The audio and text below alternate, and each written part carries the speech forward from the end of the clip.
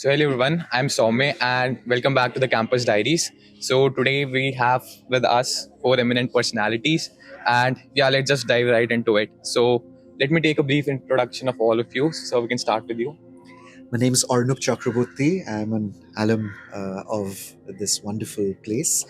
I did my master's in international business between 99 and what was it, 97 to 99. Those are the years in campus. And yes, I now represent a program called Empretec. It's a UN program that promotes entrepreneurship. That's That's great, me. ma'am. Hi, I'm Indrani. I'm from broadcast media, 20 odd years. And I'm also a French interpreter. And for the past few years, I've been working with some corporate companies in different cities in India and as well as with NGOs. And now I'm with Empretec India to make people understand the importance of entrepreneurship for the future because it's going to be much easier to get into entrepreneurship than to find a job. Thank you. So I'm Manish Kothari, based out of Anand, Gujarat. I am an entrepreneur, second generation entrepreneur, who came into entrepreneurship by chance, into manufacturing of machines, capital goods, and also diversified into multiple sectors. Got associated with Empretec in 2018, and since then I've been part of the advising because I see entrepreneurship as a great opportunity for the community to grow and contribute a lot to help the entire ecosystem being better place for us. I'm Vedika Jaiswal. I am based out of Kolkata, India, but I have moved to Gurgaon recently. I did my education in human development and then I had a short stint at teaching. Going on from there, I worked with an NGO that worked on livelihood opportunities for inmates in correctional homes. And then I got associated with Empretec India as a coordinator for the cultural aspects. Thank you. thank you so much for all of your introductions. So the one thing that you all talked about is entrepreneurship. So I would like to ask you first that how do you define entrepreneurship or who is a person who's an entrepreneur? An entrepreneur is a person who makes money while playing golf. Like, can you That's an elaborate? entrepreneur. An entrepreneur is a person who believes in developing and setting up an enterprise that works for him or her and for society at large. Okay.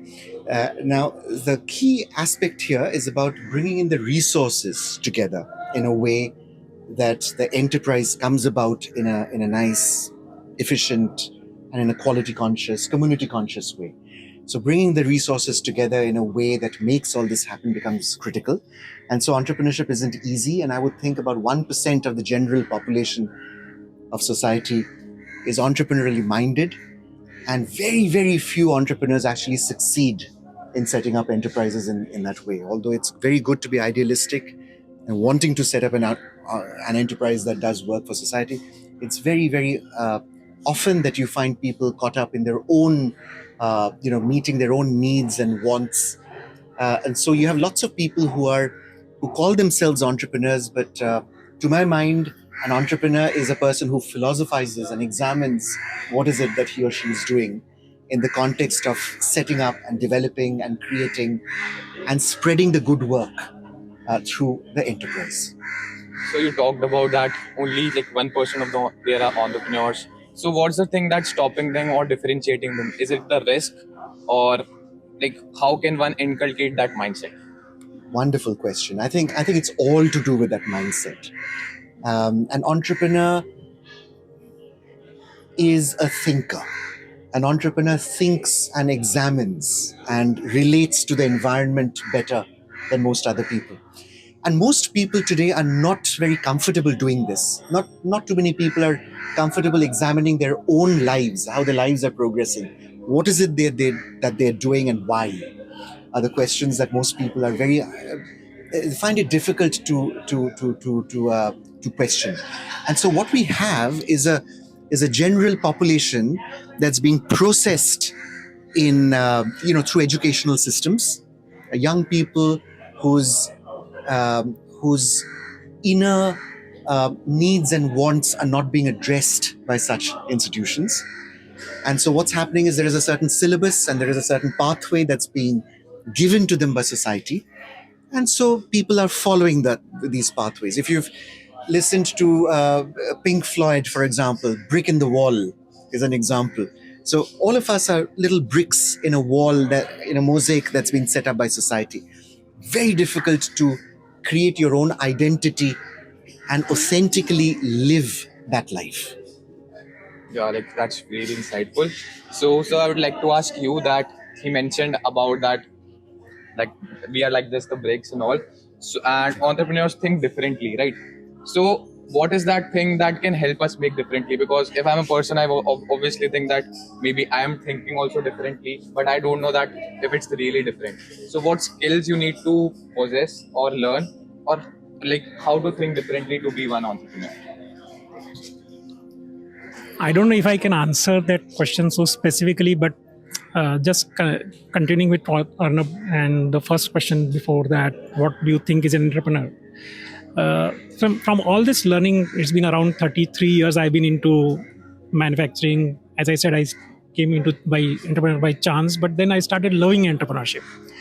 That entrepreneurs make things happen, and a brick in the wall may not make things happen, and that's what differentiates an entrepreneur from another normal person. So am I able to reflect inside that what is the capacity I have inside me?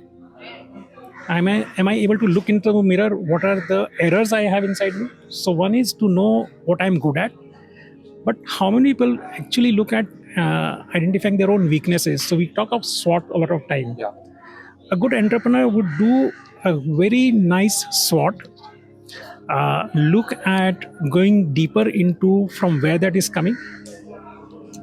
And the more you start thinking, and again it comes to the question of thinking. Yeah.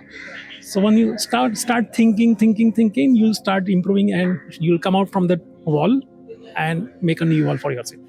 So it's a question for anyone who wants to answer. Like talking about all these examples that you're giving. So can an entrepreneur be born or is an entrepreneur made?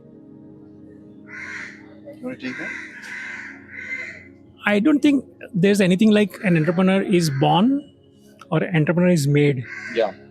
An entrepreneur happens. Can you throw some light onto it? Like with some examples so like all our audience can understand it in a better way? No?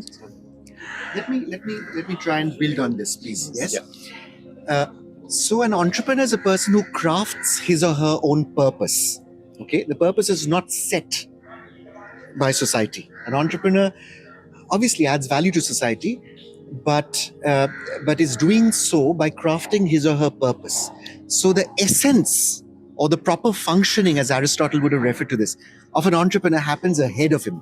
Existence comes first. The entrepreneur is, and then entrepreneur becomes something that makes the entrepreneur more relevant to society. So I'll give you an example that happened during COVID, for example. We had lots of restrictions for manufacturing. We had lots of, so Manish here was he continues to be in capital goods, manufacturing machines. He's a machine maker. But during COVID, he found an opportunity to make masks. Okay, so he goes to IIT Bombay, brings in the technology, tries to harness his understanding of textiles and puts it together with machine making, and also his, the people that he has, the resources he has at his disposal, his manufacturing and his marketing and distribution abilities. All of those resources that I was mentioning earlier come together in a manner that he's able to produce some value, create some value for society, right? That's what an entrepreneur would do. So like it's basically an idea in the mind and manifestation of it into reality. Beautiful, well put. So the idea could come from other places as well. It need not come from the entrepreneur's head. Yeah. It could come from other places. Usually when you go to a certain place, you can find an opportunity, or you could see a problem. You start working on those and try and use your entrepreneurial mindset to understand if resources could come together to make an opportunity out of this and to harness it in a certain way that is useful also to the self and also to the environment. to a society, for example. Yeah, so one more question regarding this, like talking about entrepreneurship itself. Ma'am, I would like to ask you that in India, we can see that it has been promoted by the government a lot. Like there's startup incubator of Delhi University itself. So, do you think that it's happening like too much? Like it's good to promote entrepreneurship, and is this just happening in India or across different nations? Like what the culture around entrepreneurship? Like in India, it's at a very high peak right now, right? You can see many startups. Definitely, What about the because world? we have a lot of talented young people who are available to start a new enterprise. And similarly, in many African countries, I know some of them who studied in India and went back to their country after studying IT or some technology, and they have started their own setups, and they have several code fests and things like that for encouraging entrepreneurship and having all kinds of hackathons and things like that. That's been happening in many countries. And thanks to Indian educational institutions, they come and learn here and then they go and put it in practice in their own countries and become entrepreneurs in their own countries. And I think even with the government, the current government, Yes. there is a marked interest to promote entrepreneurship as a way out of poverty, as a way of making prosperity happen. And I think governments in general uh, should promote entrepreneurship, but without getting involved in entrepreneurial ecosystem designing and developing, because that's something that entrepreneurs is best left to entrepreneurs. So Maybe, Yeah. if I could add, so I've been also a beneficiary of an incubation program by NIDO. That's after 23, 24 years of being in the industry. And I got exposed to a lot of startups in my this last 8 years of journey, even in educational institutions. And we have seen this startup becoming a very strong area where people wanted to get into. But there was something which connected me to Empretec, which I would like to bring to your notice. Is when in 2018, when I was listening to Arnaba talking about the success rate of startups, and we look at the reality today, the success rate which the UN program made an analysis research in way back in 80s is when startups are part of a value chain incubated by practicing entrepreneur, seasoned entrepreneur, success rate is more than 95%. But today, if you look at the success rate of startups today in the system where they are standalone, then perhaps it's not more than 2.5%. And that's where I think the direction is correct. And as Arnab mentioned, perhaps the methodology and the way we are looking at delivering it is critical, where the seasoned entrepreneurs who are into manufacturing come forward and become part of the startup ecosystem. And this is something which I think may lift the success rate of startups today. So coming to Empretec, so it's like I would like to know, and for the audience, that what is Empretec and your journey with it. Like audience might not be having an idea of it, so it would be great if you can tell in depth about it. Yeah. So Empretec is a technical assistance program of the United Nations Conference on Trade and Development. But what I really found useful to understand Empretec was, why did Empretec come into existence? What was the need for Empretec to have been born? So it was out of the sheer lack of opportunities in jobs. So the government of Argentina wanted to figure out ways in which it could inspire entrepreneurship in their country and have or create more job givers than job seekers, because there's only so many jobs that one can Right. provide. And that, I think, is a challenge which is all over the world. It's not just limited to Argentina.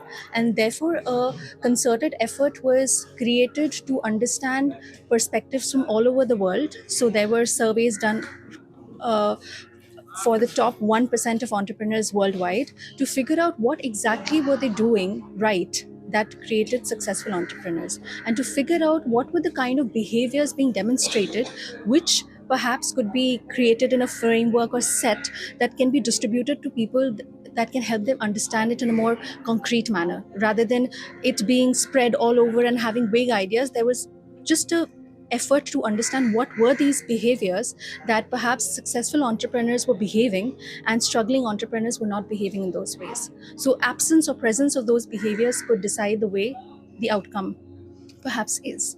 So that's what is about entrepreneurship.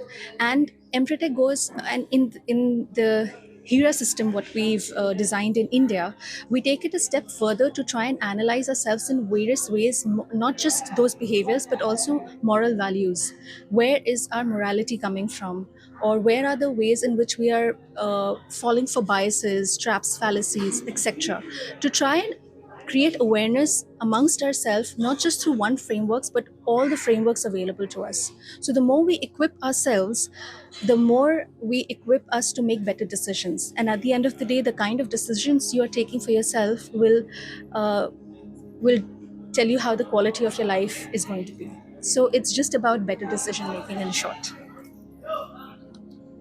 So, how, as far as I can understand, like you started with an idea of what successful people are having, like the entrepreneurs who are successful, taking that thing that what they did actually, compiling them and creating some frameworks. Yes. So Empretec is about a collection of behaviors. There are about 30 very specific behaviors that we work with. And these are behaviors that are empirically derived by the program. These have not come out of a professor's hat. They've come out of research across 70 countries worldwide.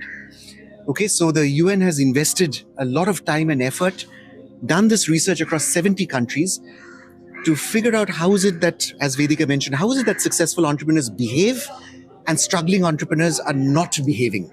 So it's that collection of those 30 behaviors that make, or that form the core of the Empretec program. Now, once you've got the framework, that's not enough. You can even teach the framework, you can put this into business schools, you can get people to start understanding and appreciating the value of these behaviors. That's not enough. That's a starting point. What is important is some of these behaviors need to move into habit. Right. And then habit then becomes character. Okay, and this takes time, this takes effort, and this is not something that most people would like to do because it's difficult. It's damn difficult. So, like most of our audience that is watching might be students itself. Yes. So, asking from them as well, from the audience and my perspective Sure. as well, how can Empretec be helpful to me? Like, if I want to be an entrepreneur, or if I'm just curious about it. Sure. So, how I can connect with Empretec, or like what it basically, how can I benefit from it? Good. I think I'll break this into two parts. One is something that you need to demonstrate to show that you're prepared for Empretec. That's one. And the second is, once you get to that level of preparedness, what can Empretec do for me? How to get prepared to that level? Okay, so let's break this into two. The first piece is the internal preparedness. So how does an individual ready him or herself to become an entrepreneur is the question. Okay? That's the essence. That's the fundamental Yeah, like question. if I want to get benefit from Correct. Empretec, how can I do that? So you're looking at the second piece. I'm bringing you back to the first piece. Forget Empretec. Let's look at what do I do so that I could become a better version of myself. Yeah. That's the question. Yeah. And if that's the question, you need to invest in self-awareness. Reading some books or like what? No. Reading a book is the do. Look, I'll give you a framework for this since you're interested in frameworks. In school, in educational systems, we're asked to know. Go to the library, read this, read that, know this, know that. Okay? No. That's the effort. Okay? Then when we are blossoming out of schools and getting into the corporate environment or working for someone or working for ourselves, the emphasis is on doing. Yeah. Okay? Get work done. Do this. Go from here to there. Keep accomplishing. Keep achieving. So that's do. Now, knowing and doing are two useful things. Okay? But what is lost here is the being or the becoming. Okay? If I do this, what does this make me become? If I know this, what does it make me become? That's interesting, and that's very, very useful. And that's the starting point of self-awareness. So rather than starting with doing and starting with knowing, for example, there are lots of people who've come to this campus so that they could possibly get a better job. Yeah. Okay, but they're not asking the question, what does this campus make me become? Okay, what does an immersion here make me become? So perhaps the most fundamental question to ask is, how am I progressing along the being axis? If you look at this as a Cartesian system, X, Y, Z, focus on the Z, which is the being, and let the doing and the knowing follow. Right? So that's the first thing that you do. To prepare yourself for Empretec or to prepare yourself for entrepreneurship, focus on the being first and let the doing and the knowing follow. Okay, set your goals along the being axis rather than the doing and the knowing. Now, so far as Empretec is concerned, as I said, Empretec is it's a framework, but it is not a framework in a book.